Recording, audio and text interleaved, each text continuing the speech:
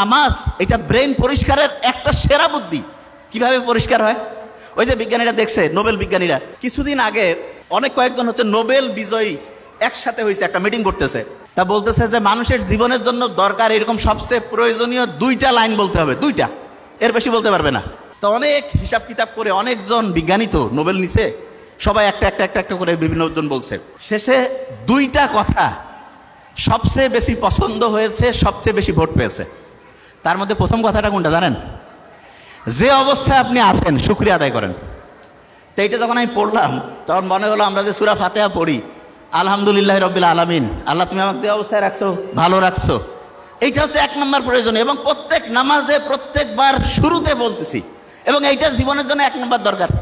তার মানে নামাজ হচ্ছে আল্লাহর সাথে কানেকশন করার চাইতে আমার নিজের ভালোর জন্য দরকার বেশি। নিজে ভালো থাকবো কখন? যখন আমি চিন্তা করি যে আল্লাহ আমাকে তুমি যে অবস্থায় রাখছো ভালো রাখছো। আর দ্বিতীয় কথাটা কি দরকার? সেটা হচ্ছে মানুষ দীর্ঘদিন ভালো থাকতে পারবে, মানুষের ব্রেন সুস্থ থাকবে, মানুষ উন্নতির দিকে যাবে কখন? যখন কেউ রেগুলার পড়াশোনা করে। কোরআনের প্রথম যে আয়াতটা নাজিল হইল, কি ছিল প্রথম আয়াতটা? পড়ো তোমার প্রভুর নামে, ঠিক না? পড়ার কথা বলছে। তা আল্লাহ কিন্তু নাজিল হওয়া প্রথম কথাটা পড়ার সাথে।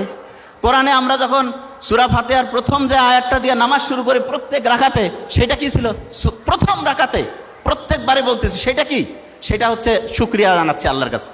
তার মানে মানুষের জন্য যেটা সবচেয়ে প্রয়োজনীয় আল্লাহ কিন্তু সেট করে দিয়েছেন।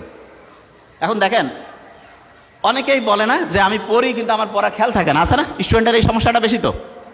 আচ্ছা, ছেলেদের মধ্যে বলবেন ঈদের নামাজ কারা কারা পড়েন? একটু হাত উঁচু করেন তো। বাকিরা পড়েন না? ঈদের নামাজ প্রত্যেকেই পড়ি। আচ্ছা, তাহলে ঈদের নামাজ যে পড়ি, ঈদের নামাজে রিয়েলি আপনাকে এবার হাত উঠাতে বলবো না, অনেকে ভুল করেন না? এদিক ওদিক তাকাচ্ছেন যে কি মানে যাব নাকি হাত বাঁধবো, হয় না? 100% হয়। কিন্তু যখন আমি এই যে 5 ওয়াক্ত নামাজ পড়ি, এটা থেকেই হয়? প্রশ্নই আসে না। কারণটা কি? কারণটা হচ্ছে, আপনি এখন বলতে পারেন যে ভাই আমরা তো ওই ঈদের নামাজ মাত্র সেরকম পড়ি নাই। আপনি হিসাব করে দেখেন, প্রত্যেক বছরে 2 বার করে আপনি ঈদের নামাজ পড়েন। আপনি যদি 20 বছর ধরে নামাজ পড়তেছেন, 40 বার পড়ছেন, কিন্তু তারপর আপনার খেয়াল থাকে না। কারণটা কি? কারণটা হচ্ছে ওই যে একটু আগে বলছিলাম, যা কিছু পড়ি 1 সপ্তাহ পরে 80% ভুলে যাই। আপনি ঈদের নামাজ পড়েন তো বছরে 2 বার, আপনার পড়ার যে টেকনিকটা, যে নিয়মটা, সেটা শর্ট টার্ম মেমোরিতে থাকে, লং টার্মে আর রিজার্ভ হয় না। কিন্তু আপনি রেগুলার যে 5 ওয়াক্ত নামাজ পড়েন, এটা আপনার লং টার্ম মেমোরিতে রিজার্ভ হয়ে যায়। এই জন্য ঈদের নামাজটা এইটা থেকে একটা পড়ার টেকনিক বের করা যায়। সেটা কি? অনেক স্টুডেন্ট আছে বছরে একটা চ্যাপ্টার পড়লো, 6 মাস নাই, আর হঠাৎ করে বই থেকে প্রশ্ন করছে, জিজ্ঞাসা করছে, উত্তর দিতে পারতেছে না। কেন পারে না? কারণ পড়াটা শর্ট টার্ম থেকে হারাই গেছে। লং টার্মে যদি পড়াটা রিজার্ভ করতে চাই, তাহলে যেটা করতে হবে সেটা হচ্ছে ভুলে যাওয়ার আগে রিভিশন দিতে হবে। আমরা যে নামাজ পড়ি, প্রত্যেক দিন 5 ওয়াক্ত নামাজ পড়তেছি না, একে সূরা ফাতিহা ফির কমন দরকার কি? আল্লাহ তো কইতে পারতো যে দিনে 1 বার পড়বা, একটু করে পড়লে হবে। নো, 5 বার রাখছে এই কারণে।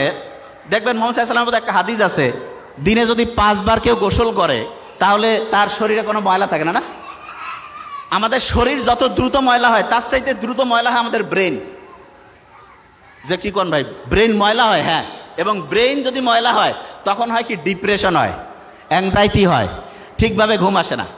তা ব্রেনটা পরিষ্কার করার জন্য প্রত্যেক দিন 5 বার গোসল করার চাইতে উপকারী জিনিস নামাজের ব্যবস্থা আল্লাহ করছে। তার মানে নামাজ এটা ব্রেন পরিষ্কারের একটা সেরা বুদ্ধি। কিভাবে পরিষ্কার হয়?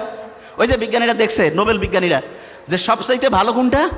যে শুকরিয়া যদি থাকে, আপনি যখন নামাজে দাঁড়ান তখন যদি এই শুকরিয়াটা থাকে আপনার মধ্যে, যে আমি যা কিছু পড়ছি, যেই অবস্থায় আমি আছি, আল্লাহর কাছে আমি শুকরিয়া, আল্লাহ আমাকে তুমি ভালো রাখছো, অটোমেটেড দেখবেন যে আপনার মনের যে দুশ্চিন্তা, মনের মধ্যে যে খারাপ অবস্থা, এটা আল্লাহর রহমতে নাই হয়ে গেছে।